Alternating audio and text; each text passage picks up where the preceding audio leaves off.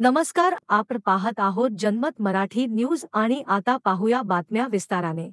आगामी सण उत्सवाच्या पार्श्वभूमीवर स्थायी समितीचे माजी सभापती गणेश गीते यांच्याकडून नागरिकांना शुभेच्छा देणारे होर्डिंग्स नाशिक पूर्व विधानसभा मतदारसंघात ठिकठिकाणी लावण्यात आले होते। सध्या शारदीय नवरात्रोत्सव सुरू असून या निमित्ताने गणेश गीते यांनी नवरात्रोत्सवाच्या आणि दसऱ्याच्या शुभेच्छा देणारे होर्डिंग्स पंचवटी परिसरातील मखमलाबाद रोड, हिरावाडी, पंचवटी, कारंजा, फुलेनगर, दिंडोरी रोड आदी भागात लावलेले होते। त्यातच गणेश गीते हे नाशिक पूर्व विधानसभा मतदारसंघातून निवडणुकीच्या रिंगणात उतरले आहेत। मात्र त्यापूर्वीच गणेश गीते यांनी लावलेले होर्डिंग्स, विशेषतः गणेश गीते यांचा फोटो अज्ञात टवाळखोरांनी फाडलेला आहे। ही सर्व घटना सीसीटीव्ही मध्ये कैद झाली असून गणेश गीते समर्थकांनी पंचवटी पोलीस स्टेशनमध्ये तक्रारही दाखल केली आहे।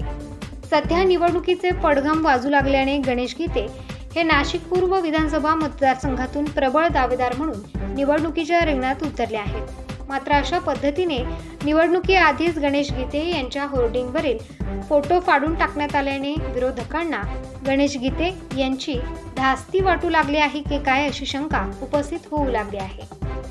मखमलाबाद रोड ते आरटीओ कॉर्नरकडे जाणाऱ्या रस्त्यावरील अनेक होर्डिंग्सचे फोटो फाडणारे तरुण सीसीटीव्ही मध्ये स्पष्टपणे दिसत आहेत। मात्र गणेश गीते समर्थकांनी तक्रार दिल्यानंतर पोलीस या टवाळखोरांवर काय कारवाई करतात याकडे लक्ष लागले आहे।